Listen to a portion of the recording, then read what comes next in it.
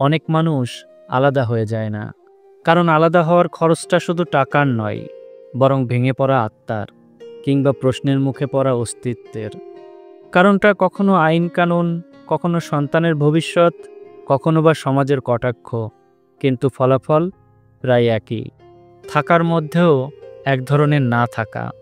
কেউ ডিভোর্স দিতে চায় না, কারণ আদালত, আইনজীবী, খোরপোশ সবই শুধু অর্থনৈতিক ঝামেলাই নয়, বরং মানসিক ক্লান্তিরও আরেক নাম।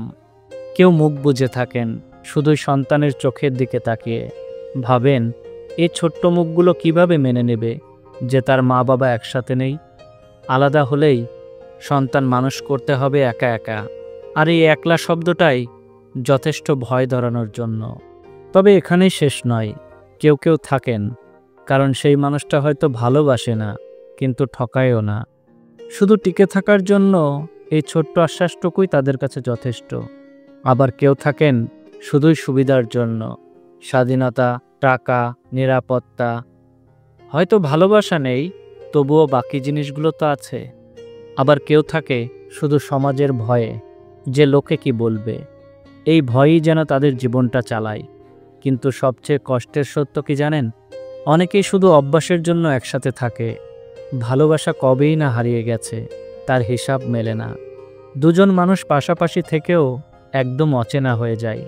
তবে এর মাঝে আরেকটি নতুন দিক আজকাল বেশি চোখে পড়ে। অনেকেই সম্পর্ক থেকে বেরিয়ে আসছেন নিজের মানসিক সুস্থতার কথা ভেবে।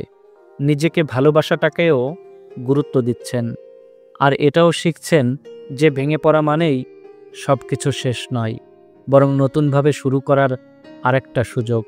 আসলে থাকা আর টিকে থাকা, এই দুয়ের মাঝে পার্থক্য বুঝে ফেলেছেন অনেকেই। তবুও একটা প্রশ্ন থেকেই যায়, এই সংসারগুলোর মাঝে আসলেই কি কোনো ভালোবাসা আছে, নাকি এগুলো শুধুই দায়িত্ব, সুবিধা আর সমাজের চোখে বাঁচার কৌশল? মানুষ ভাঙতে চায় না, এই সত্যটাই সবচেয়ে তীব্র। তাই তো অনেকেই বেঁচে থাকে শুধু মানিয়ে নিয়ে, আর সেটাকেই আমরা বলি জীবন।